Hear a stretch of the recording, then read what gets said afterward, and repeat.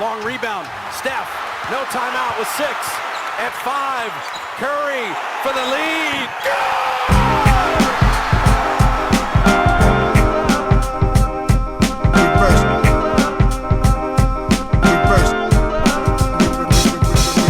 The game's a game. The game's a game. The game's a game. The game's a game. Always. Salut à toutes et à tous, bienvenue dans un nouvel épisode du podcast de l'équipe Rivers Basket Session. Avant qu'on vous donne un petit peu le sujet et le thème de notre discussion d'aujourd'hui, je voulais en profiter pour présenter un livre.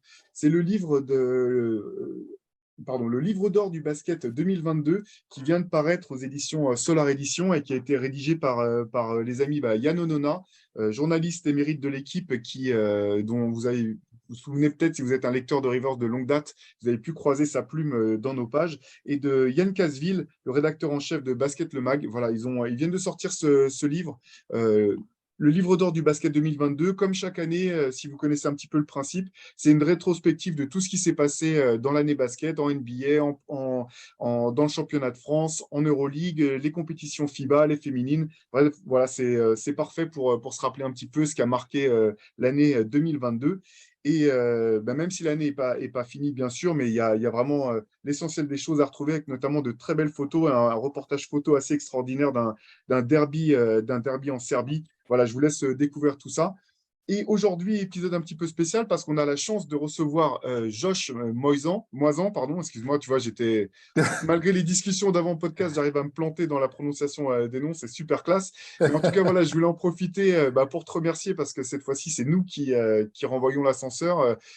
Josh Moisan, vous le savez certainement, qui présente le podcast NBA Corner chaque semaine et dans lequel j'ai eu la chance de pouvoir passer à plusieurs reprises. Écoute, Josh, on est tout simplement ravis de te retrouver avec nous aujourd'hui. Merci pour l'invitation, Théo, et je suis ravi de participer à cette conversation. J'ai hâte qu'on commence à parler et à aborder tous les sujets que tu as prévus. C'est parfait. Et pour vous expliquer un petit peu le thème d'aujourd'hui, voilà, il y a pas mal de choses qui ont changé depuis le début de saison, des tendances qui s'inversent, d'autres qui s'affirment. On a voulu savoir lesquelles faisaient partie de l'intox, lesquelles étaient des infos à prendre au sérieux. Et pour discuter de tout ça, en plus de Josh, je suis comme toujours rejoint par Shai Mamou, Antoine Pimel, en pleine forme, j'imagine, sur ce début de saison. Comment ça va tous les deux? Ça va super, tranquille. Écoute, tranquille. Je trouve qu'on est à un tournant intéressant parce qu'on arrive sur la fin d'année civile et que les tendances qu'on avait dégagées au début commencent à s'affirmer un peu. On est moins dans la spéculation et les trucs ont plus tendance, à mon avis, à être amenés à se vérifier. Donc c'est mieux que de faire de l'art divinatoire comme on est obligé de faire au début. L'échantillon est moins faible, un peu plus de matière, quoi. C'est ça.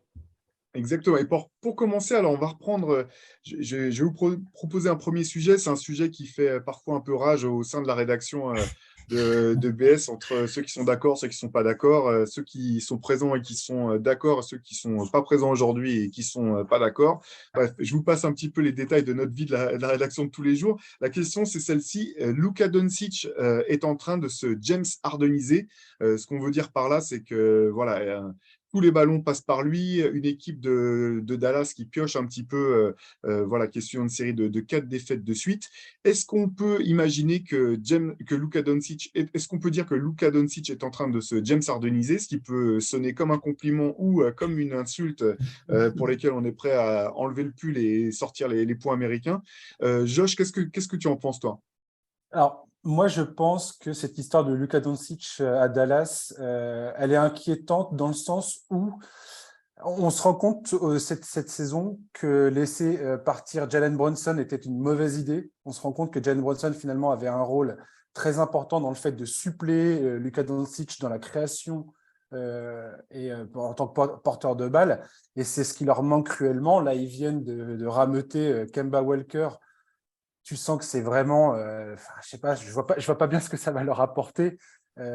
Si jamais en saison régulière c'est pertinent, en play-off ça sera mort. Kemba Walker, il sera forcément exploité par les attaques adverses et défensivement il sera sorti de l'équation. Donc je pense que soit il y a des gros travaux à faire à Dallas en termes de construction d'effectifs. On voit que ça va pas en fait. Et au final, ça fait que Luka Doncic a beaucoup trop de responsabilités. Et pour moi, ça va nulle part dans ce contexte-là. Et après, du coup, pour la comparaison avec Harden, moi, je fais partie de ceux qui ne sont pas encore prêts à. Parce que pour moi, ça ne sonne pas comme un compliment, même si on parle du James Harden de Houston, qui a quand même été MVP. Mais pour moi, ça fait référence à un style de jeu pas agréable à voir, à un joueur qui est amené à souvent sous-performer en playoff et dont le style de jeu devient négatif à terme sur les résultats de l'équipe, tout en respectant le joueur et ce qu'il a amené. Hein, on va pas. Mais pour l'instant, je ne suis pas encore prêt à faire ce shift totalement parce que comme tu as dit, Josh, j'ai l'impression que là, cette saison, avec notamment le départ de Brunson, ils sont pas. Malheureusement, ça manque de talent autour de lui. Il a 0 All-Star, même si Kemba Walker est un ex-All-Star. Ça manque de talent autour. Et du coup, pour l'instant, il est encore dans une approche où il est obligé, je pense, de jouer comme ça.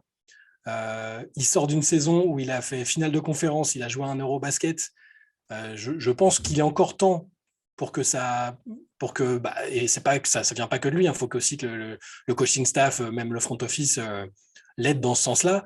Et il faut évidemment que l'usage rate soit moins important et que tout repose moins sur ses épaules. Ils n'ont pas gagné un match, je crois, quand il n'a pas marqué 30 points. Ça reste problématique. Des joueurs autour qui sont efficaces sont beaucoup moins efficaces pour le moment, ou dans un rôle différent. Dinwiddie, c'est devenu un shooter alors qu'il avait quand même un peu ce talent de playmaker à la base. Donc ouais, il y a un truc autour de l'équipe qui fait qu'il est obligé un peu de jouer comme ça et que je ne suis pas prêt à lui coller l'étiquette qui, à mon avis, que Harden acceptait lui-même et qu'il est à son prime en tout cas, ce qui n'est plus le cas aujourd'hui, et qui fait qu'il a désiré un peu cette étiquette. Je pense que pour l'instant, Doncic ne la désire pas encore et je ne suis pas prêt à le cataloguer comme un croqueur soliste et à l'enfermer là-dedans. Moi, je suis évidemment d'accord avec vous, mais je vais volontairement me faire un peu l'avocat du diable. J'ai envie de dire, Luka Doncic, il a deux modèles autoproclamés, c'est lui-même qui le dit. Il a grandi en étant fan de LeBron James et il s'est inspiré de James Harden. Donc le parallèle pour moi avec James Harden, il est évident et il est même assumé par Doncic. Donc ce côté Doncic se hardenise, lui-même il l'a cherché et il a reconnu l'avoir cherché.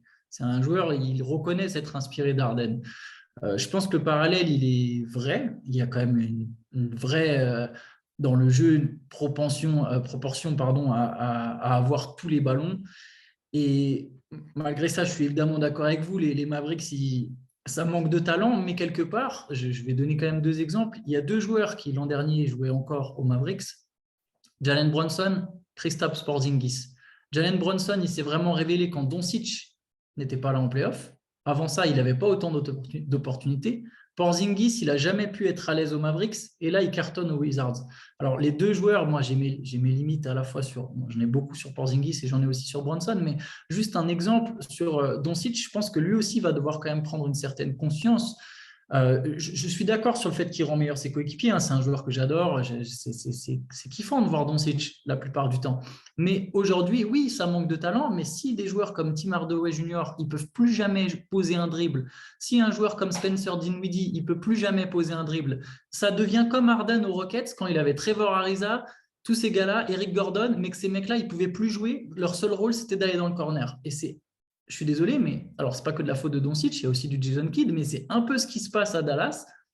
Avec un Tim Hardaway Jr., il peut faire plus que ce qu'il fait là. C'est pareil, c'est pas un joueur que j'aime beaucoup. Je pense que c'est effectivement pas un vrai grand soutien, mais c'est un joueur qui peut t'apporter autre chose que juste prendre des 3 points. Il devrait être à même de pouvoir jouer des pick and roll. C'est quand même un joueur fluide, c'est ce qu'il faisait déjà un peu au Knicks au début de sa carrière. Donc je pense qu'il y a aussi quand même, il n'y a pas du grand talent, mais il y a des joueurs autour. Faut peut-être, ça c'est un peu un travail collectif. Je pense que voilà, faut que Doncic il prenne un peu conscience qu'il ne peut pas toujours faire ça tout le temps. Sinon, comment ça va se passer en mars? Dans quel état il va être Doncic en mars, quoi? Je me pose la question. Donc je pense qu'il y a un côté LeBron James, il est tellement fort que effectivement tu l'entoures de shooters et tu te dis bon ça peut aller super loin. Et il y a un petit côté James Harden aussi. C'est un mix des deux pour moi. Ouais, c'est intéressant tout ça. Moi, alors, comme toujours, peut-être, j'ai un peu envie de défendre Luka Doncic parce qu'en fait, la comparaison avec James Harden, même si je la comprends, je la trouve dure. Enfin, dure. C'est peut-être exagéré de dire ça pour un ancien MVP de la Ligue. Mais ce qui fait la différence, pour moi, une des différences, c'est effectivement que Là, c'est vrai que tu parles de Tim Hardaway Junior, Antoine, donc qui revient d'une longue période de blessure, qui est vraiment extrêmement maladroit. Donc, je pense qu'il n'est pas non plus en confiance. Ça vient, Ouais, il c'est faut sûr. aussi qu'il prenne le temps de se réacclimater, reprendre ses automatismes, tout ça. Dinwiddie, alors c'est vrai que là, on a l'impression qu'il se transforme en shooter à 3 points. Mais si on veut regarder de l'autre côté, c'est aussi intéressant parce que c'est la première fois qu'il est aussi régulier dans cet exercice-là, ce qui peut aussi être un plus pour les Mavericks. Ce qui manque dans tous les cas, effectivement, c'est la présence d'un deuxième créateur. Quand Dinwiddie est arrivé l'an dernier, ce qui était intéressant, c'est qu'en plus de Bronson et de Doncic, ça donnait justement ce troisième créateur qui pouvait continuer à faire en sorte. Finalement, quand Doncic n'était pas sur le terrain l'an dernier, Dinwiddie n'était pas extraordinaire dans la création, mais il continuait à se passer des choses dans le jeu. Et c'est vraiment ce qui manque, je pense, aujourd'hui du côté des Mavs. Et pour finir sur cette différence que je vois entre James Harden et Luka Doncic, il y en a deux qui sont essentiels à mon sens. C'est que Luka a prouvé en playoff qu'il pouvait hausser son niveau de jeu, ce qui n'a jamais été le cas de James Harden jusqu'à présent, ce qui fait que même avec ses limites, cette équipe de Dallas, si elle arrive à accrocher et si elle fait les playoffs, elle me semble malgré tout dangereuse. Et l'autre Ouais. chose, c'est que finalement, je pense que dans sa courbe de carrière, c'est peut-être le meilleur moment pour que ça arrive à Luka Doncic, se rendre compte que même si tu es très fort, que tu continues à essayer de voir jusqu'où tu peux pousser ton jeu, ça ne te permet pas de gagner le titre. Je pense que c'est intéressant que ça se passe à cet âge-là, c'est-à-dire avant son prime. Parce qu'aujourd'hui, on peut raisonnablement imaginer que Luka Doncic n'est pas encore arrivé dans son prime et qu'il est toujours dans ses phases d'apprentissage à la fois de ses capacités, de son potentiel et du jeu. Et donc, je pense que c'est quand même si les Mavs vont avoir une pression du timing, il va falloir qu'ils trouvent le moyen de l'entourer convenablement. Je pense que pour lui, en tout cas, c'est plutôt un bon timing pour aller taper dans le mur collectivement, que ça se passe à cet âge-là. Il y a un truc que je voulais préciser dans ce jeu de comparaison Harden-Doncic. C'est un truc que je rappelle toujours concernant James Harden, c'est que les Rockets n'ont jamais été aussi proches de remporter le titre qu'à partir du moment où James Harden a eu Chris Paul à ses côtés. En 2018, il ne faut jamais oublier que les Rockets étaient à un match de battre les Warriors qui avaient Stephen Curry, Klay Thompson, Draymond Green et Kevin Durant, et qu'il n'y a aucune équipe qui leur a posé autant de problèmes peut-être que les Rockets. Alors, ça, on peut en discuter. Je n'ai pas tout à fait réfléchi à ce que je viens de dire, mais en tout cas, ça a été une équipe qui a vraiment fait transpirer les Warriors comme peu d'équipes l'ont fait avant. Et je pense que ça, quelque part, les Mavericks doivent réfléchir à ça. Est-ce que c'est vraiment ce schéma-là qu'il faut copier ou pas? La question se pose. En tout cas, les Rockets, quand ils ont eu un créateur aussi génial que Chris Paul et James Harden dans la même équipe, ils étaient incroyables. Ouais, Incroyables. La saison 2018 était hallucinante. c'est super intéressant le parallèle que tu dresses, Josh, parce que la question qui se pose effectivement pour Luka, c'est est-ce qu'il aura encore la capacité ou l'envie d'apprendre à jouer un peu sans le ballon le jour où il y aura un deuxième joueur fort dans la création à côté de lui? Parce que c'était ça finalement une des raisons principales de l'échec de cette équipe des Rockets, c'est que quand Chris Paul avait la balle, ils attaquaient quasiment à 400. Alors, ils n'attaquaient pas tout à fait à 4 contre 5 parce que les défenses adverses étaient obligées de respecter l'adresse extérieure de James Harden, mais on se rappelle encore des images où il était limite les mains sur les genoux ou à se mettre dans un coin en attendant que ça se passe. Et c'est vrai que là, dans l'apprentissage de Luka Doncic, il y a une question qui se pose pour laquelle on n'a pas de réponse encore pour l'instant, mais qui sera intéressante à suivre, je pense. Ça dépend. Ah, vas-y, Chef. Non, je t'en prie. Moi, je parlais vraiment, je voulais juste rajouter sur le côté stylistique, parce que là, je disais ça de manière, quand je le comparais à Harden, ça sonnait négatif. Il y a un truc qui peut-être m'incite à pas encore, à pas le mettre dans la même case que le Harden négatif. C'est abstrait, hein, mais c'est sans doute sur le plan du côté flashy qu'il arrive encore à apporter au jeu avec des passes que très peu d'autres joueurs sont capables de faire. Ou même des paniers dans des positions invraisemblables ou sur des timings fous. C'est peut-être pour ça que je suis encore un peu indulgent avec lui sur ce côté-là, et pour pas le cataloguer comme l'individualiste. Après, il y en a qui le font, et sans doute, voilà, ça s'argumente très bien de dire qu'il porte trop de responsabilités sur ses épaules et qu'il devrait, en tout cas, inciter le staff à avoir une autre approche. Moi, du coup, je vais plutôt repartir sur l'idée de la deuxième star. Pour faire maintenant un parallèle plus avec LeBron James, ce qui va être intéressant, je pense, le moment, parce que voilà, il y a forcément quand même un moment où Luka Doncic sera un autre vrai bon joueur à ses côtés. Je pense que le respect qu'il lui attribuera dépendra un peu de quel est le joueur en question. On a bien vu que Porzingis, il ne le considère pas comme son égal. Il ne l'a pas considéré comme son égal, et a raison. Hein. C'est très vrai. Et du coup, il n'a jamais vraiment cherché à l'intégrer dans le jeu.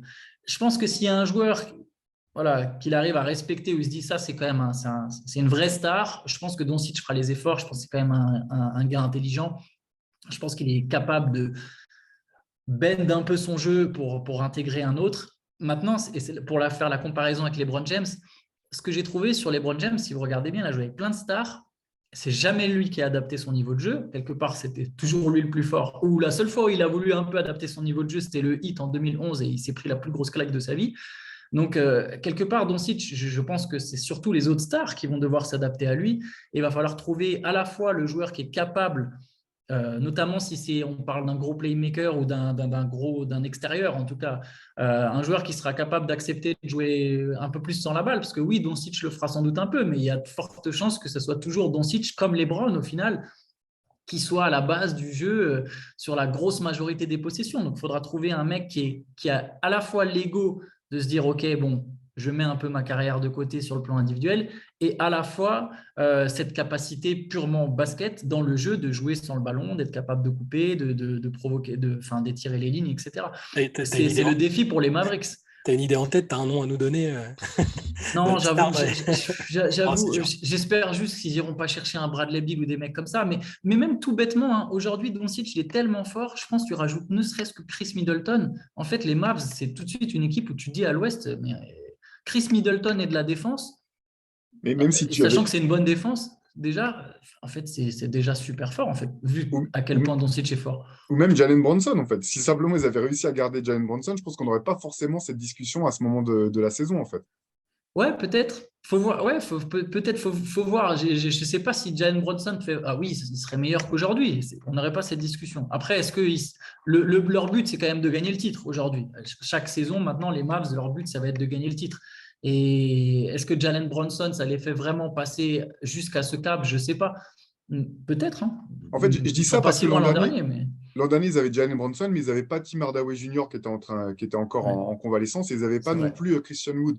Et je vrai. trouve quand même que par rapport à ce que tu disais, Antoine, c'est assez intéressant, notamment quand Christian Wood rentre sur le terrain. Tu sens que Doncic cherche systématiquement à jouer pick and roll avec lui pour le mettre en valeur, pour le mettre en confiance.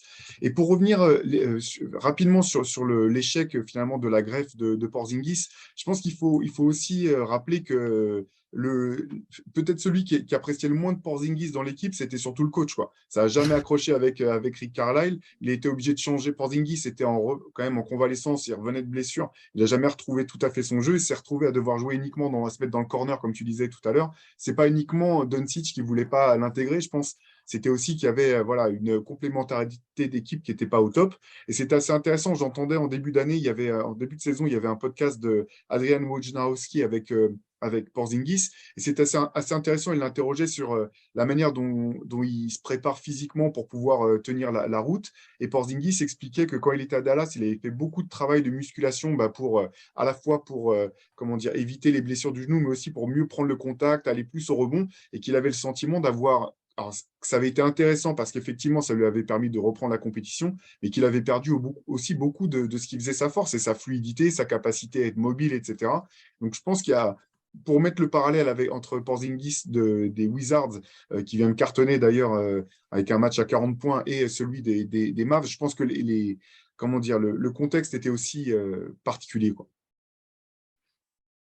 C'est sûr. Mais après, il n'a pas eu que Carlisle. Hein. Il a eu Jason Kidd aussi. Hein. Ça n'a pas beaucoup mieux marché. Je pense que oui, le coach, c'était un ensemble. Je pense que c'était hein, trop tard, en fait. Mais les deux, c'était quand même documenté. Il ne pouvait pas se saquer non plus. À un moment, faut essayer. Tu vois, je ne pense pas que Doncic, il avait forcément envie de jouer avec Porzingis. Non, je dis pas, mais ce que je veux dire, c'est que des mecs qui ne peuvent pas se saquer, en fait, il y en a eu dans toutes les équipes et dans plein d'équipes qui ont gagné des titres, en fait. C'est que si Porzingis avait été au niveau qu'il avait à New York, ou même peut-être au niveau qu'il a aujourd'hui à Washington, l'histoire n'a peut-être pas été la même. C'est simplement ce que je voulais noter. Ouais. Allez, deuxième info ou intox, on est en train de retrouver le vrai Ben Simmons. Bon, alors là, pas de bol, il vient de pas beaucoup de jeux le dernier match parce qu'il s'est fait mal au genou. Malgré tout, les matchs précédents étaient plutôt encourageants. Josh, info ou intox sur ce retour en forme de Ben Simmons? Alors, je suis désolé, je ne vais pas prendre parti. Je vais dire, pour moi, oui, c'est une info. Je pense qu'il faut pas qu'on oublie que les joueurs qui reviennent de blessures comme ça, surtout Ben Simmons qui n'a pas joué pendant 1 an et demi, il ne faut jamais oublier que tu mets un certain temps avant de retrouver des sensations, avant de retrouver ta forme physique, surtout à ce niveau de compétition. On est sur du sport de très haut niveau, on est sur un truc qui est exigeant physiquement, c'est un truc de fou, qu'on n'imagine pas vraiment. Et voilà, et je pense qu'il faut être patient avec tous ces joueurs. Et il n'y a pas que Ben Simmons, Klay Thompson, c'est pareil. Il y a plein de joueurs comme ça qui, quand ils reviennent, on parle de Porzingis, pareil. Quand tu es toujours entre 2 blessures et que tu es toujours en train de revenir, c'est compliqué. Ben Simmons, il revient à peine de blessure. Il y a plein de monde qui lui sont tombés dessus dès le début de la saison en disant « Ah, regardez, c'est une merde ». Faut se calmer, il faut prendre son temps, il faut lui laisser le temps de revenir et de voir comment il trouve ses repères, comment il retrouve ses sensations et tout ça. On a vu quelques bons matchs, on a vu quelques matchs, forcément c'est décevant, c'est pas ce à quoi il ressemblait. Il y a aussi le contexte, la nouvelle équipe dans laquelle il est, comment il va se trouver avec ses coéquipiers. Bon, je prône la patience concernant Ben Simmons et voilà, moi j'ai pas envie de voir Ben Simmons échouer personnellement. J'ai aimé le Ben Simmons à Philadelphie, je trouvais qu'il avait des bons moments. Il a plein de points faibles, mais il a aussi des vraies capacités, des vraies qualités. Et je trouve qu'on aurait tort de s'en priver, quoi. Moi, j'aime bien voir ce mec-là jouer. Quand il joue bien, ça joue bien, quoi. Voilà. Moi, je suis d'accord avec toi. En plus, je trouve que sur le traitement, par rapport à d'autres joueurs, j'ai l'impression que Ben Simmons, c'est comme si on avait oublié qu'il n'avait pas joué pendant 1 an. Je ne sais pas si vous voyez ce que je veux dire. Ouais. Normalement, quand une star revient, il y a quand même un peu cette espèce de truc où on sait que les 2, 3, 4, 5 premiers mois, on tolère des performances moindres. J'ai l'impression que sur Ben Simmons, on avait oublié que s'il n'a pas joué, ce n'était pas que mental, mais que c'était aussi qu'il avait une vraie blessure au dos. C'est parce et que on tout n'a le pas monde a traité gardé, ça comme ça. c'est Oui, parce on que a tout le monde gardé. garde en tête le fait qu'il est. Enfin, après, quelle que soit la vérité de ce qui s'est passé, mais tout le monde a gardé en tête le fait qu'il n'ait pas voulu jouer au début, qu'il ait voulu se barrer. Et que ça... Mais après, il s'est avéré qu'il a été opéré, il avait vraiment des soucis Et le physiques dos, en c'est plus pas du rien. mental. Mais je pense que ça joue. Je pense que ça a joué sur ma perception avant que je sache qu'il a été vraiment blessé. Moi, je fais partie des ultra sceptiques de base sur Simmons sur ce dernier temps, et je suis d'accord avec toi. Moi, j'avais un peu oublié, je ne vais pas accorder la même tolérance qu'à d'autres parce que j'avais l'impression qu'il en avait rajouté sur le côté je suis blessé, tu vois. Mais je pense que nous tous, en fait, dans notre inconscient collectif, on a effectivement pris en compte cette espèce de truc où aux Sixers, ils ne voulaient pas jouer et du coup, on l'a pas interprété de la même manière qu'un gars qui se pète le genou. Et tu sais, dans notre tête, c'est très clair, il s'est pété le genou, il revient, ça va être compliqué. Tu vois, on ne l'a pas interprété. Je pense que tous, collectivement, en fait, on n'a pas eu le bon filtre. Maintenant, pour répondre sur Info Intox, je pense que mentalement, c'est une info. Je pense que mentalement, on a retrouvé le vrai Ben Simmons. Physiquement, évidemment, non. La preuve, là, il y a de nouveau une petite rechute au genou. Mais mentalement, dans ce qui s'est passé là, je crois que même dès le match contre Sacramento, celui où ils se font écraser, ils prennent une tollée pas possible. Je crois qu'ils se prennent 157 points, un truc comme 153, ça. je crois. Ouais, 153 points. Mais lui, il fait un bon match. Et à partir de là, il avait besoin de ça, en fait. Il avait besoin d'un match où il est correct. Et à partir de là, il a fait que monter en puissance. Je pense que mentalement, il y est. Après, voilà, physiquement, ça va prendre un peu de temps, mais il y a eu ce déblocage. C'est le bon début, je pense. Je partage ton avis, Antoine. Moi j'aurais tendance on verra pour son genou, mais à considérer ça comme une vraie info. Voilà, sur les 8 derniers matchs, les 6 derniers matchs, pardon, sur les 8 derniers matchs, il en a fait 6 à plus de 10 points. Alors, ça peut sembler ridicule comme ça quand on parle d'un joueur All-Star, mais vu d'où il revient, je pense que c'est vraiment notable. Moi, ce que j'ai trouvé, c'est qu'effectivement, il y avait manifestement eu un déblocage psychologique, et même dans sa manière de bouger sur le terrain, je l'ai trouvé beaucoup mieux, notamment sa capacité à redéfendre à nouveau sur des petits, sur les extérieurs, à être mobile, à venir sur les lignes de passe, à bouger, prendre la position, se replacer, et surtout à mettre du rythme, en fait. Moi, ce que j'adorais dans le Ben Simmons des Sixers, c'était sa capacité à accélérer, à créer du jeu, et je trouve que ça, on commençait à le retrouver un peu plus fréquemment dans le jeu des Nets. Et comme tu parlais de la dimension mentale, il y a aussi le fait, je pense qu'il faut aussi se rappeler, ça fait plus d'1 an qu'il n'a pas joué, les attentes sont énormes, il arrive dans une équipe qui est déjà en place, ça prend un petit peu de temps aussi de se dire, cette équipe, c'est aussi la mienne, donc il faut aussi que je prenne des responsabilités et que je puisse être moi-même quand il le faut. Donc je trouve que c'est positif. Et voilà, il faut noter aussi les Nets qui remontent un petit peu, sûrement, enfin tranquillement, mais sûrement au au niveau du classement avec 5 victoires sur les 8 derniers matchs. Un Kevin Durant qui s'est incrusté à nouveau dans la discussion pour le titre, pour le trophée potentiel de MVP avec des performances dignes du joueur incroyable qu'il est. Enfin, voilà, la saison est encore longue pour les Nets. Ça peut encore être longue et éprouvante, comme on le sait, mais j'ai l'impression qu'il y a des signes quand même qui sont plutôt encourageants pour cette équipe. Moi, je vais juste ajouter quelque chose parce que du coup, je fais partie des très sceptiques sur Simmons depuis le début de la saison, avec ce qu'il y a eu l'année passée, etc. Mais je vais quand même aller dans votre sens pour un autre truc. C'est ce qui s'est passé récemment, c'est ce que racontait Kevin Durant sur l'un des derniers matchs. Je crois que c'était contre Portland. Il expliquait que justement dans la communication ça allait mieux et qu'il trouvait que Simmons était plus concerné qu'il l'était au début. C'était une situation où sur une passe de Simmons, KD se retrouve sous le panier ou tout près du panier. 9 fois sur 10, il aurait dunké, mais il a eu l'impression de voir un adversaire à côté. Exactement la situation qui a valu à Ben Simmons tout le bullshit qu'il s'est mangé derrière contre Atlanta. Et là, après qu'il ait fait la passe à Joe Harris, je crois, qui a raté, Simmons l'a tout de suite pourri en lui disant putain, dunk ce putain de ballon et machin, en lui parlant, alors que voilà, c'est Kevin Durant. On aurait pu se dire qu'un mec en manque de confiance, comme l'était Simmons à une époque, aurait jamais osé dire ça à Kevin Durant. Mais il a réussi à... Voilà, ça fait partie des choses qui font qu'il a l'air d'être revenu sur le plan mental, qu'il est exigeant avec les autres, exigeant avec lui-même. On n'est pas encore au niveau de Ben Simmons de Philadelphie, mais pour tout ce que vous avez dit juste avant, je suis plutôt d'accord sur le fait qu'il revient à un niveau intéressant. C'est quand même l'hôpital qui se fout de la charité. Mais bon. Voilà, mais c'est marrant parce que du coup, c'est-à-dire qu'il prend conscience qu'à l'époque, il aurait dû dunker et qu'il a compris un peu le backlash qu'il y a eu sur lui à l'époque et qu'il se dit, bah ouais, là, Kevin Durant, dans cette situation, il doit dunker aussi, quoi. Je pense que c'est juste instinctif. Vas-y, C'est juste instinctif, en fait, quand il dit ça. Je comprends ce que tu veux dire, mais tu vois, le mec, il sort ça comme ça parce que c'est dans le moment, quoi. Oui, non, clairement. Oui, non, je rigole.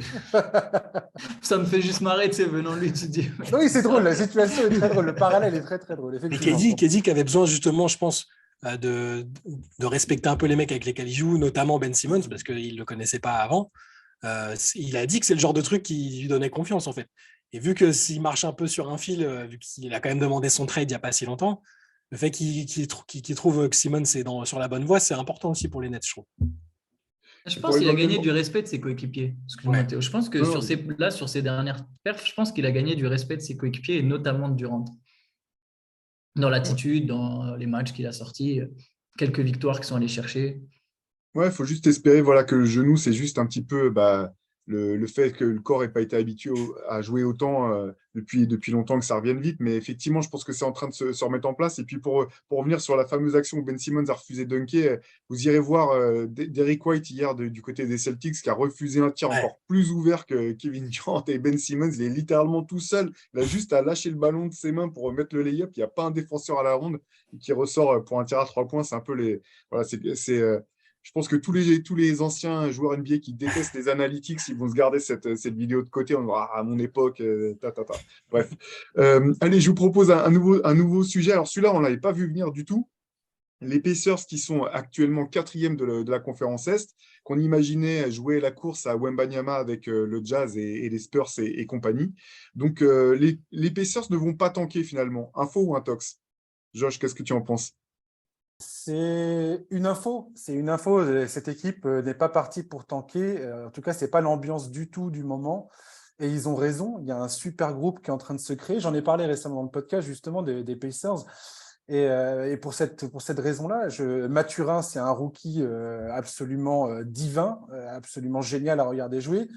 Miles Turner et Buddy Hield sont tout le temps dans les conversations de transfert et pourtant, ils sont là, ils répondent présents. Rick Carlisle n'arrête pas de dire que ces gars-là sont excessivement importants aujourd'hui dans le vestiaire des Pacers. Puis tu as Tyrese Haliburton. Tyrese Haliburton, c'est la pépite au poste de meneur de jeu. Je ne sais plus à combien il en est, là, à 40 passes décisives sans ballon perdu. C'est ça, sur les 3 derniers matchs, exactement. Voilà, ouais, sur les 3 derniers matchs, c'est un peu le nouveau Chris Paul, tu vois, le Tyrese Haliburton, quelque part. Il n'est pas encore la défense. Mais non, cette équipe, je ne sais pas, pour moi, il y a un groupe qui est en train de se créer à Indiana. Et ils auraient tort de jouer le tank. Maintenant, faudra voir si le groupe reste en place jusqu'à la date limite des transferts, quoi. C'est ça la question. C'est ça la question, parce que là, évidemment, on n'avait pas vu venir parce qu'on pensait voir Miles Turner et Buddy Hield déjà être tradés rapidement. Ça a failli se faire, a priori, avec les Lakers à un moment, ils ont hésité. Là, le fait qu'eux soient là, ça reste c'est des vétérans par rapport au reste du groupe. Ça leur amène il y a une espèce d'osmose de gars qui ne pensaient pas rester ensemble toute la saison et qui finalement sont là. Le niveau d'Haliburton est énorme, évidemment.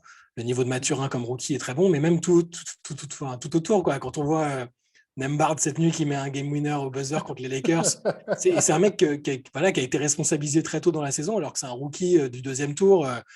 Rick Carlisle, à la base, c'est pas censé, il n'est pas réputé pour être un coach qui fait énormément confiance aux jeunes. Complètement, c'est très vrai. clair. Et c'est une vraie, pour moi, c'est une des révélations. Grave. C'est l'info autour des Pacers, c'est que voilà, clair. c'est qu'il arrive à faire. Il n'y a pas que ceux qu'on a cités d'ailleurs, les Jalen Smith, les mecs comme ça qui sont là.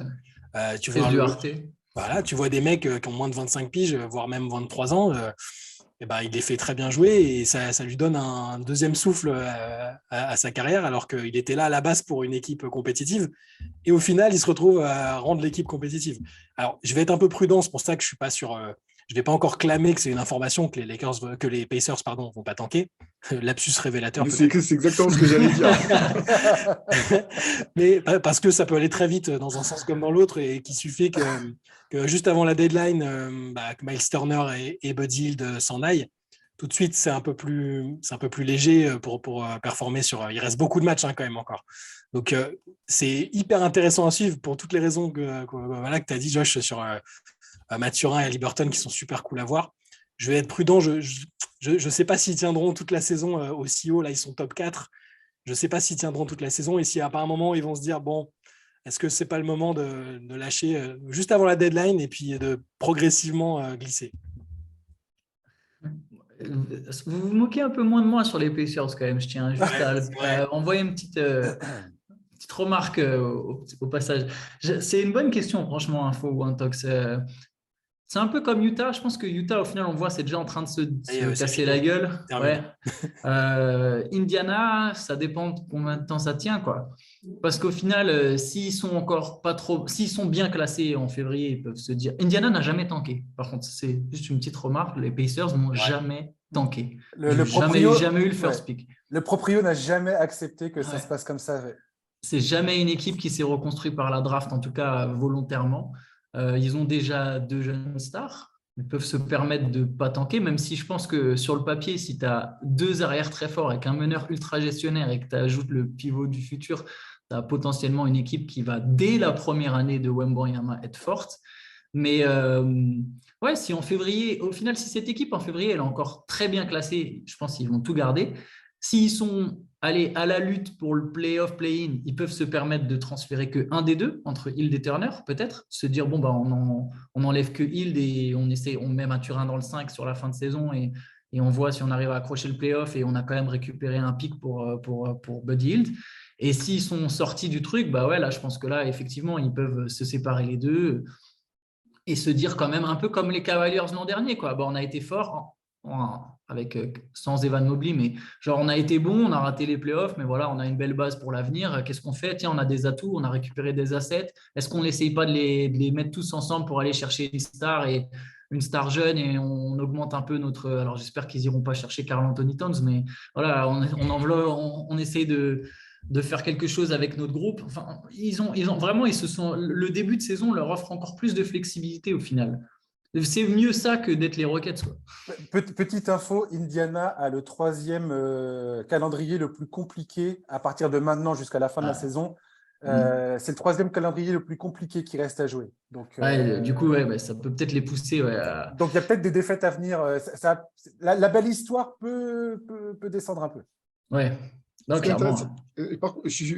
Ça déjà, c'est effectivement intéressant à noter, mais ce sur quoi je suis d'accord avec toi, Antoine, c'est qu'au bout du compte, j'ai l'impression que les Pacers, ça leur a donné beaucoup de flexibilité parce qu'on parle de Miles Turner dans les rumeurs de trade depuis 1 an, mais rien ne force Indiana à le trader, en fait. Et c'est un joueur qui a 27 ans, qui a encore, on sait quel joueur c'est maintenant. Je pense que voilà, on cherche plus à se dire que ça va être forcément un All-Star récidiviste ou ce genre de choses, mais c'est un joueur qui a de la valeur, qui a des qualités.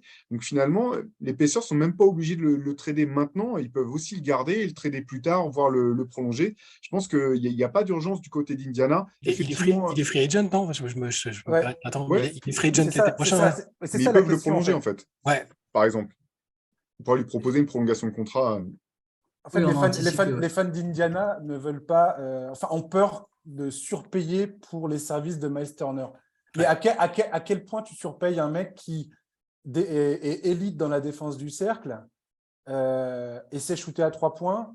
Et je veux dire, voilà, enfin, il est mobile, il a le sens de la passe. Enfin, il y a quand même des qualités qui sont très proches du basket, de tout ce qu'on recherche dans le basket moderne, quoi. D'autant qu'Indiana doit avoir une des masses salariales les plus faibles de toute la ligue cette année. Il paye quasiment personne, quoi. Il y a un tout petit parfum de contractière quand même, hein. Il a 18 points, Pas il con, a ouais. 6 points de plus que tout au long de sa Pas con. carrière. Et il Il a n'est pas blessé, 39% surtout. à 3 points, il n'est pas Pas blessé. con. Non, ça, Mais ouais, vous avez raison en tout cas. Pardon, ce que j'allais dire, Antoine, c'est ce que tu soulèves, c'est que c'est l'élément principal qui peut te pousser à te dire bah, je vais le trader parce que tu sais qu'il est quand même relativement souvent blessé. Là, tu dis il n'est pas blessé, il est bon. C'est peut-être le moment où je peux le trader pour récupérer le maximum de choses en retour, surtout si je C'est trouve vrai. une équipe qui est aussi désespérée que les Lakers en face, quoi. Bah là, ils sont sûrs d'avoir au moins un premier tour de draft pour Miles Turner, alors qu'à l'époque, quand ils ont demandé un, voire deux, tu pouvais un peu froncer les sourcils en mode ils se foutent de notre gueule. Et là, bon, tu sais que tu n'as pas le choix, quoi. Mais à Allez, voir, hein. nouveau info ou intox, puisqu'on parle de joueurs souvent blessés. Anthony Davis peut et va relancer les Lakers.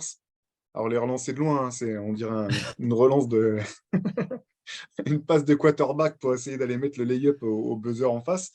Info ou intox, Josh? Non, pourquoi c'est moi qui commence? Non, Mais parce que tu es l'invité, donc non, mais c'est toi qui commence à passer à la guillotine, c'est je normal, déconne. c'est Non, toujours ça. non, mais je vais me faire adorer des fans des Lakers, c'est sûr. Mais je pense qu'Anthony Davis ne peut rien faire. Anthony Davis peut tourner en moyenne à 35 points, 18 rebonds par match. Ça ne résoudra aucun problème côté Lakers. Malheureusement, j'ai envie de dire pour les fans des Lakers, mais c'est pas ça le problème. C'est pas Anthony Davis le problème. Et je pense très sincèrement que maintenir un tel niveau de production, alors c'est cool de le voir enchaîner des matchs comme ça, c'est cool de le voir en bonne santé. Maintenant, il va falloir que Anthony Davis, ça dure plus de 2 semaines, quoi. Voilà, c'est son problème, c'est dans la durée et d'inscrire ces performances-là dans la durée. Pendant la bulle, il avait été extraordinaire pendant une longue période, enfin pendant toute cette période de play-off là. Et c'était tant mieux pour les Lakers parce que ça leur a permis de repartir avec un titre. Maintenant, voilà, pour moi, ça reste une intox à l'heure actuelle. Ouais. Je suis quand même agréablement surpris par ce qu'il a fait ces dernières semaines-là. Parce que vraiment, j'avais limite renoncé à le voir jouer à ce niveau, à son meilleur niveau en attaque, en défense. Il n'est pas encore à 100%, je pense, de ce qu'il est capable de faire. Mais déjà, le fait de le voir, ce pourquoi il est là à la base, c'est-à-dire, enfin, en tout cas, c'est ce qu'on imaginait, c'est-à-dire prendre la relève, être le franchise player de l'équipe, une fois que LeBron aurait lâché un peu les rênes et tout ça. Là, dans le jeu, surtout pendant l'absence de LeBron, je l'ai trouvé vraiment impressionnant et moi, j'avais peur qu'il joue en serrant les dents avec une blessure. Il avait un peu mal au dos il y a quelques temps. Bon, là, de ce point de vue-là, c'est rassurant. Après, ce qui n'est pas rassurant pour moi, c'est aussi ce que j'ai vu sur le dernier match, justement, contre les Pacers la nuit dernière. C'est-à-dire qu'il y a encore dans la dynamique et la hiérarchie, je ne comprends pas tout ce qui est fait autour de lui et dans l'équipe. Totalement d'accord. Parce que LeBron et Westbrook ont pris plus de tirs que lui hier. Et dans le dernier carton, je crois qu'il prend 2 shoots. Mais oui, il ne lui passe pas la balle. Alors après, Shaquille O'Neal, il dirait c'est à lui, c'est lui le point d'ancrage, c'est lui qui doit se rendre disponible, c'est pas aux autres de. S'il le trouve pas, c'est parce qu'il est pas trouvable. Mais je trouve c'est pas très rassurant, ça fait pas très.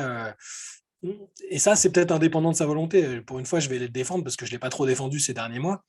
Je trouve qu'au le niveau qu'il a montré ces dernières semaines dans les derniers matchs offensivement, c'est anormal qu'ils ne soient pas servis en priorité sur un match où ils ont les cartes en main et ils doivent le gagner 18 fois ce match. Et à la fin, ils se font remonter de 17 points et il prend 2 shoots dans le carton, alors que LeBron, y compris LeBron, prend des tirs compliqués où il aurait peut-être pu alimenter Davis.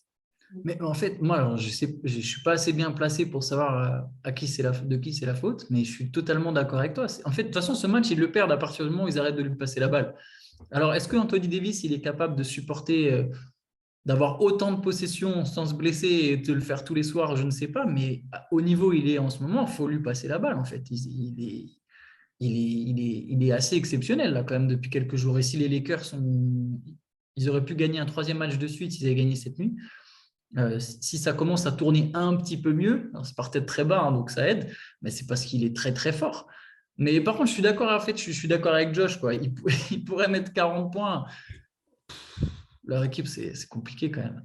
Ouais, parce qu'en Et- fait, ils sont dans une situation où il faudrait que Anthony Davis affiche comment dire, le niveau qu'il a affiché quand LeBron n'était pas là, et que LeBron affiche le niveau qu'il a affiché quand Anthony Davis n'était pas là, mais qu'ils le fassent ensemble quand ils sont là tous les deux. J'ai l'impression que c'est la seule manière qui pourrait permettre aux Lakers je parle même pas d'être un contender, hein, mais juste de vraiment remonter la pente. Accéder au play-in. Ça tombe bien, j'ai envie de rebondir sur un truc là qui tourne en ce moment. Donc, il y a une info d'ESPN sur les leaders du vestiaire. LeBron, quoi, estime que les Lakers sont à 2 joueurs. Non, mais j'adore comment c'est présenté. C'est pas Les Patrick leaders Beverley, je du crois que c'était lui vestiaire. le leader des vestiaires C'est des les leaders Lakers. du vestiaire. Tu sens le communiqué de presse qui a été envoyé C'est directement clair. par Rich Paul. Tu vois. C'est- Les leaders du vestiaire, ils l'ont mis au pluriel. Tu sais, comme si Anthony Davis, il avait une pensée quelconque. Tu vois. c'est Mais clair. bref, sachant que ça ne peut pas être Westbrook parce qu'il fait partie des trades potentiels. Donc, tu Il sais, n'est c'est pas que dans le groupe tu sais, il y a WhatsApp. un seul Westbrook, joueur, c'est les leaders du vestiaire. Bon, bref. Extraordinaire. Donc, en gros, il estime être à 2 joueurs de jouer le titre. Et alors, ils n'ont pas tort. Effectivement, à 2 joueurs près, les Lakers sont meilleurs. Mais en fait, ils sont à 2 joueurs de peut-être jouer les playoffs, en fait. Ah, C'est ça qui est dingue. Ouais, tu leur mets 2 bons joueurs, ils vont en playoff. Ouais, ça, Ah c'est bah, si vrai. tu mets Embiid et Luka, oui, ils sont à 2 joueurs Ouais, c'est ça. de loin. De gagner le C'est titre. incroyable. Les mecs ont. Enfin bon, tout ça pour dire qu'ils Ah la ont des vache. assets. Est-ce qu'ils vont craquer ça. Eux aussi ont un calendrier compliqué, j'ai vu ça. C'est le plus compliqué, Ouais. je crois. Ouais, eux aussi ont plein de matchs à l'extérieur. Ils sont 5e sur Ah. le site d'ESPN. Franchement, si en janvier ils sont encore dans le négatif, ça sert à rien de dégager les 2 pics. Ça sert à rien de tanker non plus. Ils sont vraiment cul entre 2 chaises, mais autant juste essayer d'aller accrocher le play-in à l'arrache que de dégager 2 pics pour au final faire quoi? Un tour de play-off où ils perdent 4-3 à la place de perdre 4-1. Franchement, C'est ça qui est insupportable avec les Lakers, en fait. C'est qu'ils ont voulu jouer sur les 2 tableaux, à savoir, on gère l'avenir tout en gérant la fin de carrière de LeBron. La stratégie n'est absolument pas claire. Quand tu vois les comptes rendus de l'intersaison, tu vois bien qu'il y a quand même des différents sons de cloche au sein même du front office. Ils ne sont pas d'accord entre eux. Et ça crée cette espèce de vase nauséabonde qu'on voit dans cette équipe, quoi. Il n'y a pas de stratégie claire pour moi. Et le péché originel qui a été de dire on va faire venir Russell Westbrook, on va faire un big three avec Davis, LeBron et Russell Westbrook.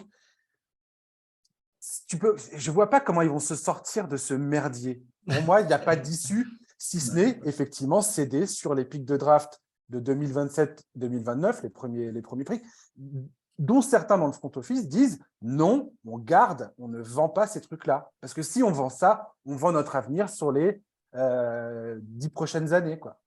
sachant qu'en plus, c'est des pics non protégés à chaque fois qu'ils sont C'est ça. Enfin, il n'y a C'est même ça. pas une espèce de protection en mode bon, si on se foire complet, on récupérera peut-être un 3e choix. Non, ils le lâchent complet et 2027, voilà. on ne sait pas s'il y aura LeBron, Davis. Enfin, il y aura plus LeBron et il y aura peut-être pas Anthony Davis. Enfin, ça sera... Et ils sont tellement désespérés que n'importe quelle équipe qui va dealer avec les Lakers vont dire vous nous filez, OK, on récupère Russell Westbrook, on vous donne des bons joueurs, mais vous nous filez et le pic 2027 et le pic 2029. Sinon, on ne fait pas le deal.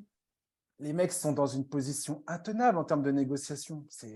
En Ils plus, sont morts. ce qui est dur pour les Lakers, c'est qu'ils ne font pas émerger de joueurs. Et quand tu regardes tous les joueurs qui ne l'ont pas gardé, tu as l'impression qu'ils cartonnent tous en ce moment, que ce soit Zubac, que ce soit Kuzma, que ce soit KCP, et que ce soit. Enfin, on peut faire la liste de tous les jeunes qu'ils n'ont pas gardés, qui n'étaient pas appelés forcément à devenir des stars, mais juste des joueurs de complément qui seraient parfaits pour épauler ce groupe actuellement. Et il n'y a pas ça. Et il n'y a pas non plus la capacité que peut avoir une équipe comme Miami à aller chercher des mecs qui viennent de G-League ou je ne sais pas quoi, les mettre un petit peu sous couvert pendant 1 an pour les mettre au niveau et derrière t'en servir comme des joueurs qui vont t'apporter. À un moment, THT était intradable du côté des Lakers.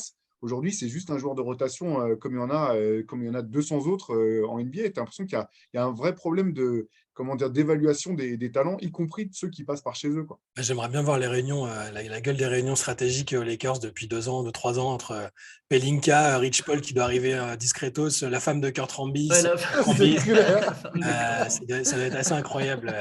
Rambis, Ginny c'est Buzz vrai. qui vient voir comment le business se passe. Magic qui vient passer la tête à. Qui En va fait, dire, ouais, LeBron, il est bon Phil quand même, hein. Jackson. Faut le mettre sur le terrain. c'est ça, Magic qui vient dire une petite banalité. Alors bon, LeBron est fort quand même. Hein. Félicitations à LeBron James pour son record de machin. Ouais. Non, mais c'est une situation assez inextricable. Moi, avant que Davis fasse un comeback, c'est un peu, justement, pour revenir sur le sujet, c'est un peu peut-être prématuré, mais ce qu'il a fait récemment est très très bon. Mais l'une des issues un peu radicales, c'est à terme, ce serait de se séparer de lui. Je sais que ça paraît fou vu ce qu'ils avaient misé pour lui et vu ce qu'il a déjà montré, mais à terme, si ça se passe pas mieux, là, mine de rien, ils sont sur une pente ascendante et Davis aussi. Donc, on va rester sur un côté encourageant et se dire que c'était peut-être qu'un énorme accident contre les Pacers, mais ce serait vraiment une version très, très, très, très optimiste, une vision très optimiste de la chose. En fait, l'ironie, c'est que ça va mieux, leur équipe, mais l'Ouest est trop forte. Ouais. Là, ils sont pas dégueux, les Lakers, depuis quelques jours, depuis même un petit moment. En fait, ils ont plus ou moins relevé la barre, vu ce qu'il y a à disposition. Enfin, ils ont trouvé une meilleure méthode pour Westbrook, ça marche quand même pas trop mal en sortie de banc. Alors, c'est pas fou. Hein, Ils sont à 7-12. Hein. Ouais, voilà, c'est ça. Ils sont à 7-12 quand Deux même. défaites et ils sont au fin fond du classement. Ils sont plus proches des Rockets. Ouais, c'est ça. Ils sont plus proches des Rockets que du play. Mais en fait, disons que c'est moins moche qu'au début, Oui. mais juste, ils restent loin. En fait, tu vois, les Wolves sont moches et ils ont quand même 3 victoires de plus que les Lakers, quoi. Ouais. Pourtant, Minnesota, c'est moche. Mais c'est. Enfin. Ouais, il y a encore trop de marge, quoi. Moi, ce qui me fait peur, là où j'ai de la peine pour les joueurs pour les fans, surtout des Lakers, c'est en ce qui concerne Anthony Davis, où tu as raison de le noter, Shai, là, c'est plutôt encourageant. Il retrouve le niveau presque qui était le sien ces dernières années aux Pelicans. C'est l'autre fois, je ne sais pas si vous avez vu cette image où il va pour relever LeBron James et son pied glisse sur le parquet. Tu as l'impression qu'il se fait une triple luxation, pardon. Luxure, c'est autre chose. C'est après le match. Triple luxation du genou, juste en essayant de relever son pote. Tu dis, ouf, fan des Lakers, c'est pas une sinecure. Hein. T'as un peu mal au cœur pour ton pote qui vient avec son maillot LeBron à l'entraînement. Ça me fait toujours penser à ce tweet que j'ai déjà cité où les fans des Lakers, dès qu'ils voient Anthony Davis glisser ou tomber par terre, ça fait le même effet que quand tu fais tomber ton téléphone par terre. Tu as l'angoisse que l'écran soit explosé et que tu ne puisses pas. C'est clair. Allez, on va enchaîner avec un autre sujet en restant dans la conférence Ouest. Les Golden State Warriors, leur début de saison n'était pas si inquiétant que ça. Info ou intox? Allez, on va laisser qui que ce soit commencer parce que sinon. Non, mais vas-y. Non, pas du tout. Je prends mon statut d'invité très au sérieux. Ça y est, je suis chaud.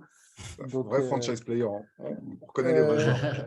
Non, mais les Warriors, non, c'est une info, c'était pas si inquiétant que ça parce que le 5 majeur, l'expérience, Stephen Curry, Draymond Green, Klay Thompson, je crois fermement que Klay Thompson va revenir à un niveau tout à fait, ce qu'il faut pour faire ce qu'il faut, quoi. Ça va bien se passer. J'ai aucun doute là-dessus. Ce qui est très intéressant avec les Warriors, c'est que l'espèce de rêve de voir ce passage de témoin entre la jeune génération et la génération de Stephen Curry, Draymond Green et Klay Thompson, de se dire, les Moses Moody, Kuminga, James Wiseman, tout ça, ils vont arriver, ils vont apprendre et puis ils vont se servir de cette saison pour développer ces jeunes talents et réaliser la transition parfaite avec Poole au milieu. Ça ne se passe pas du tout comme ça. En fait, cette expérience s'est très mal passée. James Wiseman n'est clairement pas du tout un joueur capable d'être efficace dans une équipe qui joue le titre. On l'a bien vu. Kuminga, il n'est pas forcément prêt non plus. Moses Moody non plus. En fait, on se rend compte qu'on demande peut-être beaucoup trop à ces joueurs-là. Et on se rend compte aussi qu'être une équipe qui joue le titre, c'est beaucoup plus compliqué que d'avoir du simple talent. Ce n'est pas qu'une question de talent, en fait. C'est bien autre chose. Et donc, pour moi, aujourd'hui, la question que doivent se poser les Warriors, c'est est-ce qu'on arrive à rétablir le truc et on garde les jeunes malgré tout, ou est-ce qu'on fait all-in sur la fin de carrière de Stephen Curry, parce que tu as cette espèce de pépite incroyable qu'est Stephen Curry, ce talent générationnel qu'est Stephen Curry. Est-ce que tu fais all-in et est-ce que potentiellement tu envisages de transférer Wiseman, Kuminga et Moody pour récupérer des mecs qui vont vraiment être dans l'impact pour te permettre d'aller gagner un autre titre cette saison, quoi. Et ce qui est un peu, ce qui a été inquiétant et ce qui l'est toujours un peu, à mon sens, parce qu'on sait que quand les titulaires sont là, quand les cadres sont là, c'est très difficilement jouable, surtout sur une série de playoffs avec leur expérience et tout ça. Curry fait peut-être statistiquement la meilleure saison de sa carrière ou pas loin. Oui, c'est la meilleure. C'est la mieux meilleure, que voilà. celle où il est Ce qui marqué. est folle. Ce qui est complètement En dingue. En efficacité, ça n'a aucun Ah, sens. mais ce qui est pas rassurant, justement, c'est que le projet d'intégrer petit à petit, de donner plus de responsabilités aux jeunes, c'était aussi pour alléger un peu la tâche des vieux, entre guillemets, Tout à fait. de Draymond Green, de Curry, qui ont déjà eu des pépins physiques, Klay Thompson, on sait ce par quoi il est passé. Et c'était censé peut-être alléger leurs minutes et leurs responsabilités pour arriver frais en playoff et pas en panique, quoi. Et là, Wiseman, comme tu disais, Wiseman, il est en G-League. Kuminga, Moody. Alors là, ces derniers temps, ça allait un petit peu mieux. Là, le supporting cast a fait quelques passages intéressants, mais ça reste pour l'instant très, très épisodique. C'est ça qui m'inquiète. J'ai peur que Curry, au bout d'un moment, physiquement, il y a un pépin. Ils sont du coup sur une corde raide, là où on le disait beaucoup en début de saison. Hein. Quand les podcasts de début de saison, on se disait s'ils sont à pleine puissance et que tout marche bien, ils sont injouables et ils vont faire le back-to-back. Là, ils sont sur une corde raide parce qu'au moindre pépin, c'est très compliqué. Alors Wiggins, c'est une sorte de constante qui est intéressante pour eux et qui, je pense, les maintient aussi bien parce que lui, il n'y a pas vraiment de trou d'air, il n'a pas de blessure. Donc ça va. Mais si les jeunes, ça aurait été vraiment bien que les jeunes et le supporting cast permettent à Draymond, à Steph, à Klay d'avoir un peu de repos sans que ce soit compliqué de gagner des matchs sans eux. Alors moi, j'abreuve souvent mes partenaires de théorie sur les Warriors, sur JetChat. Je vais essayer de les partager sans être trop long. Je pense que de toute façon, le top 6 des Warriors, c'est toujours le meilleur de la ligue. Leurs 6 meilleurs joueurs, c'est le meilleur top 6 de la ligue. Leur 5, il était, la dernière fois que j'ai checké, alors je suis désolé, la stat n'est pas tout à fait récente, mais elle n'a pas dû beaucoup bouger. Il était à plus 30 sur 100 possessions, ce qui est absolument énorme. C'est largement le meilleur 5 majeur de la ligue. Wiggins fait une excellente saison. Draymond Green fait une très bonne saison. Kevin Looney fait une très bonne saison. Klay Thompson s'est réveillé. Stephen Curry fait la meilleure saison de sa carrière. Jordan Poole est aussi en train de monter en puissance. Leur top 6 est tellement fort que tu ne peux pas les rayer. Je crois que, en plus, je me semble que c'est moi qui avais fait un papier sur le fait qu'il ne fallait pas s'inquiéter. Il me semble que j'ai fait un truc comme ça sur BS. Je ne me souviens plus, mais je suis quasiment sûr un moment d'avoir fait ça. Leur vrai problème, c'est de 7 à 10, la rotation de 7 à 10, où voilà, les pertes de autoporteurs, Gary Payton Jr. et Gary Payton 2, pardon, et Bjelica, etc. Tous ces gars-là, au final, les pertes sont plus importantes que ce qu'on pensait. Même si, voilà, je pense que Davidson Joe, ça va monter en puissance. Jamaica Green, c'est pas moche. Voilà, tu l'as très bien dit, vous l'avez très bien dit tous les deux. Les jeunes sont pas au niveau attendu. Et moi, je te rejoins, Josh. Pour le coup, je pense qu'en fait, ils vont devoir au moins en transférer un. Parce que là, les Warriors, s'ils veulent vraiment viser le titre, eux, pour le coup, il leur manque 2 joueurs pour le titre. Mais ce n'est même pas forcément 2 gros joueurs. Ils ont juste besoin de 2 vétérans corrects qui font le taf en sortie de banc. Et ça y est, tu as la meilleure équipe à l'Ouest. Et il y a au moins une équipe en reconstruction qui est prête à lâcher un bon joueur pour Wiseman. Même, je ne sais pas, est-ce qu'il peut… Eric Gordon, les Rockets, 100 fois, ils le donnent contre Wiseman, je pense. Et là, c'est le premier truc qui me vient en tête. Je suis sûr qu'il y a mieux à aller chercher. Il y a des mecs aux Hornets, les Hornets qui n'ont pas de pivot depuis 8000 ans. Ils vont forcément lâcher des Terry Rozier ou des mecs comme ça. Il y a des joueurs à aller chercher. Kuminga, je pense qu'ils peuvent se permettre de le garder. Après, voilà, jouer sur 2 tableaux, hein, tu l'as très bien dit, Josh. En fait, jouer sur 2 tableaux, on se rend compte que c'est impossible. Et je pense que l'an dernier, en fait, il ne jouait pas sur 2 tableaux. Il ne développait pas vraiment les jeunes, en fait. Il y a Poole qui a explosé, mais Kuminga, il n'avait que des bouts de match. Moody, il ne jouait pas et Wiseman, il n'était pas là. Donc, au final, il ne jouait pas vraiment sur 2 tableaux. Il jouait toujours que le tableau de la gagne. Donc, bon, mais voilà. Ils se posent à 2 vétérans d'être la meilleure équipe à l'Ouest. Ouais, excuse-moi, juste pour rebondir sur ce que dit Antoine, c'est ça qui est génial, en fait, dans le cas des Warriors, c'est que tu te fais des nœuds au cerveau quand tu commences à imaginer le taf de Bob Myers, qui, quand il regarde ces jeunes talents, il se dit, voilà, qu'est-ce que je récupère? Est-ce que je vends bas et je récupère les deux vétérans qui me manquent pour aller au titre, ou est-ce que je presse et j'essaye d'avoir le vétéran, un bon vétéran, et en même temps quelques assets pour les 3-4 années à venir qui vont paraître super cool dans 2-3 ans, quoi, tu vois. Ouais. C'est énorme, en fait, l'éventail de propositions et de solutions et de scénarios que tu peux imaginer avec ces assets-là. Ouais, non, c'est clair. clair, mais je vous rejoins tous les deux là. De toute façon, c'était exactement ce dont on avait parlé en début de saison. L'objectif, c'était d'alléger la charge des boss pendant l'année en comptant sur le développement des jeunes. Moi, j'y croyais beaucoup quand on avait fait le premier podcast de la saison. Là, je pensais vraiment que les Warriors avaient tout pour dérouler sur la saison.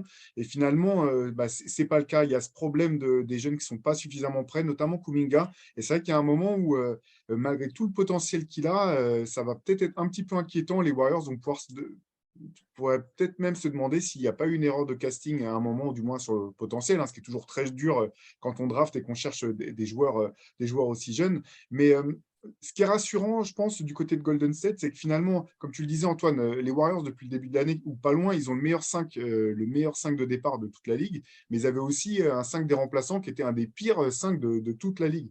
Et en fait, la montée en puissance, enfin la montée en régime plutôt qu'en puissance de Klay Thompson et de Jordan Poole, elle est, je pense, extrêmement importante pour les Warriors parce qu'au-delà de pouvoir, dans le cas de Klay Thompson, de renforcer le 5, ça va leur permettre aussi de pouvoir faire jouer des remplaçants avec des joueurs comme Klay Thompson, comme Jordan Poole, qui sont en train de monter en qualité et donc d'améliorer le rendement des remplaçants quelque part. Je pense aussi que, comme tu l'as dit, DiVincenzo, je continue à y croire, et Jermichael Green, c'est des bonnes pioches. C'est leur première saison. Il faut qu'ils trouvent leur marque dans cette équipe qui a un jeu vraiment qui ressemble à aucun autre en NBA. Mais je pense que c'est 2 joueurs qui ont le profil pour pouvoir s'affirmer au fur et à mesure de la saison. On parlait d'autoporteur. Moi, je me suis découvert une passion pour autoporteur l'an dernier aux Warriors. Je l'ai trouvé excellent dans son rôle de rotation. Mais c'est vrai que lui aussi, en fait, il est monté en puissance au fur et à mesure de la saison, à mesure qu'il s'acclimatait à cette équipe. Donc, il y a vraiment plein de signaux qui sont positifs pour les Warriors. La crainte, par contre, c'est qu'effectivement, il n'y a pas cette soupape de sécurité qu'on imaginait qu'ils auraient dès le début de l'année. Et donc là, il ne faut pas que le 5, il faut pas de blessure majeure à un joueur du 5. Ça peut vite déséquilibrer l'ensemble, je pense, qui est encore un petit peu fragile à l'heure actuelle. À voir effectivement si les Warriors sautent le pas et tentent un trade dès cette année, sachant que le problème de Wiseman, c'est que on en parlait tout à l'heure avec, autant on disait tout à l'heure Miles Turner, c'est bon le trader parce que sa cote ne pourra pas être plus haute. Là, la cote de Wiseman, elle ne peut pas être plus basse qu'actuellement. Alors, c'est marrant, au même moment où tu en parlais, j'étais en train d'y penser.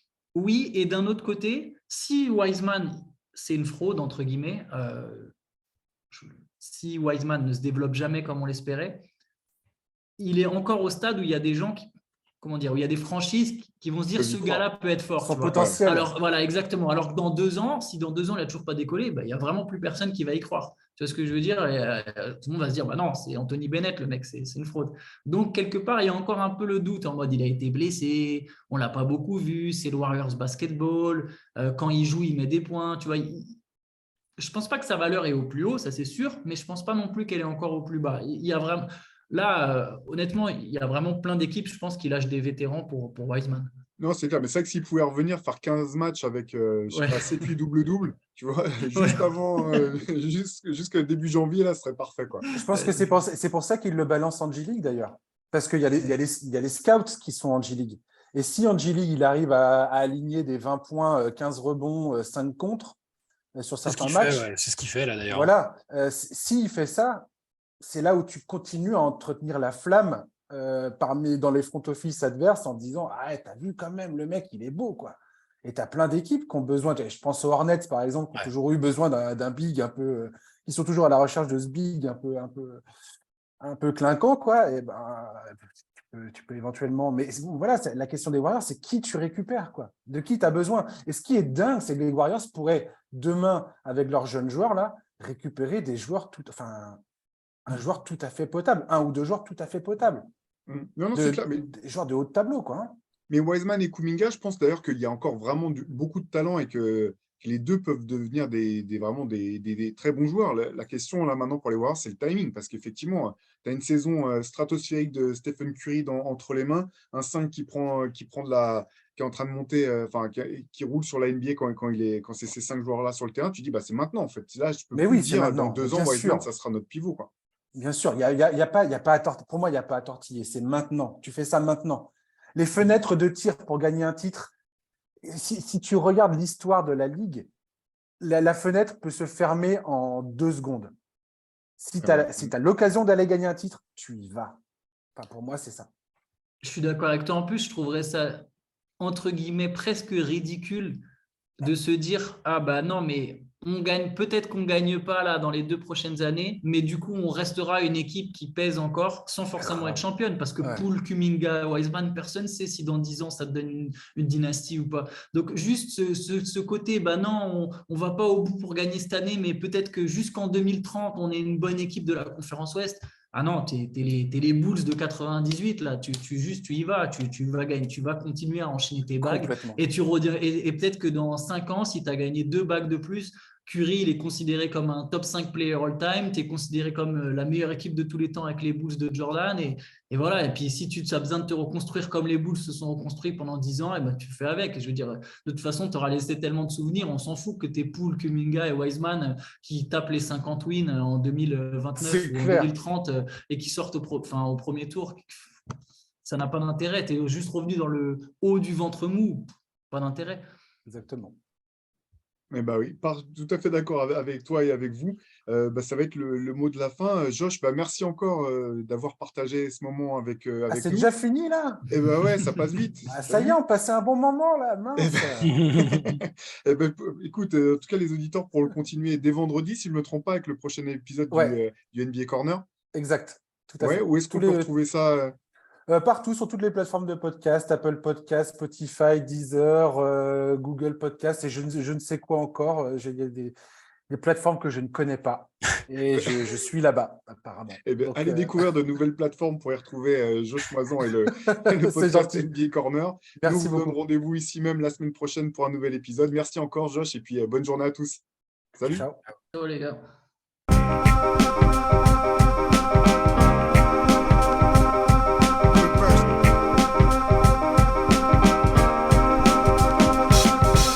Is out there, and it's either play or get played.